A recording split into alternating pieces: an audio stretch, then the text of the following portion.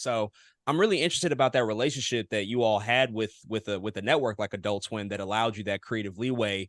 You mentioned that there was just opportunities to just say, fuck it, we're going to do what we do and ignore the numbers. But how many times and how many situations did it become apparent that you might have been like going too far? Or were you ever cautious of that? Were you ever mindful that like, okay, maybe we might be going a little bit too hard and we might be losing, some of our audience and causing a little bit too much controversy?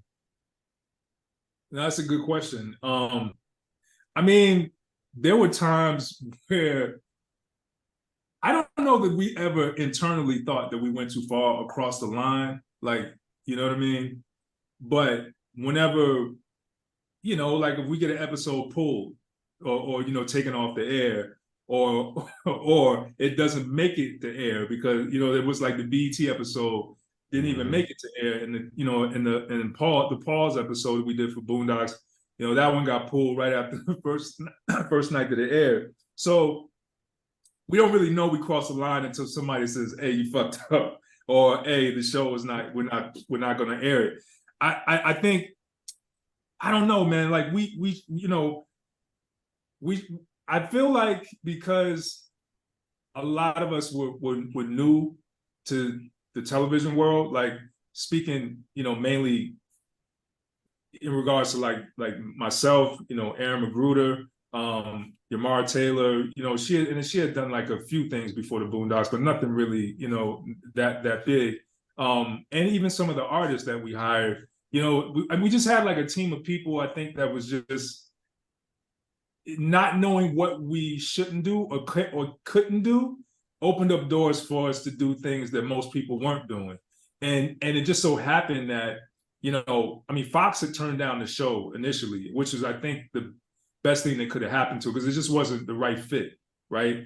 But Adult Swim was just happened to be that place where, you know what I mean? Like they let you do what you want to do. Now they did pull us back, like when we did the pause episode, because originally the Winston Jerome character was named Tyler Perry, and he looked just like Tyler Perry. And they were like, "No, you can't do that." And it's very rare that they do that, but they were like, "Yo, you can't," right? So then we changed it so he didn't look like him. And then we found out Tyler Perry's real name, and we tried to sneak that in there. And then it got through for like a couple of weeks, and then Adult Swim caught it. And they were like, "What are y'all doing, man? Like, let's stop fucking around. Like, for real. Like, don't do anything. Don't use his real name." So then we called him Winston Jerome, and then we changed around some things, and we thought we were safe. We thought it was just a little bit more parody, but because we had got some inside information from Gary Anthony Williams, who played Uncle Ruckus, because he auditioned for a Tyler Perry movie, and he actually made it to the second audition, and he was told that like once you make it to that second audition, you pretty much in there. But he wasn't. He got cut from the film. And he thought it was because when he was in that prayer circle, because they had a prayer circle, that he wasn't really involved in the prayer. Like he was like looking around, checking out who was in there. He's looking at different people. And he got the inclination from someone else that maybe he was filming those prayer circles.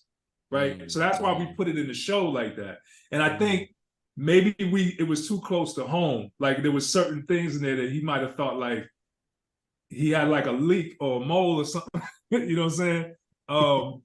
So like that, but that was an example of where, the politics involved with that being Tyler Perry. And by the way, I got love for Tyler Perry just as a businessman and what he's done for the culture. You know what I'm saying? But we was young. You know what I mean? Like we were going for the joke. You know what I mean?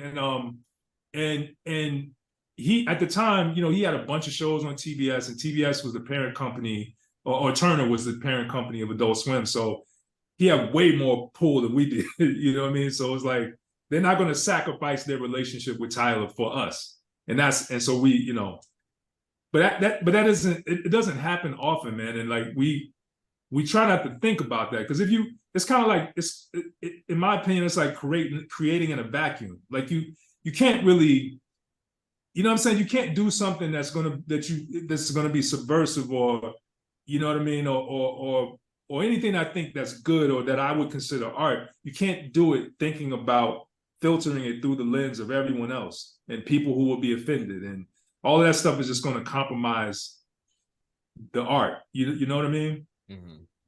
Yeah, you kind of got to go for it. You just got to go for Yeah. it and see what happens. Random question. Do you watch Atlanta? I do. Have you seen the Mr. Chocolate episode of Atlanta? Yeah. I have to ask now, Dylan, now knowing what Tyler Perry in the episode of the Boondocks, how did you feel about the Mr. Chocolate episode of Atlanta? I have to ask. Man, first of all, I think the whole series is just genius. Like Donald Glover is like, he's just brilliant, bro. Like, I mean, it's definitely some shit like we would have did. You know what I mean? Like, sometimes I would see stuff he would do, and I'm like, man, we would have did that on Black Dynamite, and the stuff I see where I'm like, we would have did that on Boondocks. You know, and I don't know. Hopefully, we inspired some of it, or you know what I mean. I don't know if we did, but I know one time he tweeted something about Black Dynamite. It was right after one of the episodes aired. He tweeted about it, which that was like the highlight. That was a highlight of one of the highlights of my career, because I look up to him and I respect what he does, or you know, on a high level. But yeah, man, that shit was amazing. That's just amazing. Like, and you know, and that's the thing, man. If you do it the right way, because if it's smart enough, right? Like if you and he had like a really smart angle. I think like if you do it the right way, and also his show is really artsy. You know what I'm saying? It's like, especially the second and third season, you know, that's when they really started breaking rules and doing stuff that's a little bit more avant-garde, and like you didn't really know what to expect. It was a lot of surrealism and shit. Like, you know what I mean? Like, and you see more of that now, you know, like with like Swarm and what's the movie, the series with the kid that's like really big and shit. Oh, like, I'm a Virgo. Yeah, like you see that kind of stuff now. Even Sorry to Bother You, you know, that was another film that kind of might have went off the rails a little bit, but like, but the fact that like you can do that kind of shit now with like with Black TV and film like that, that's always really inspiring to me.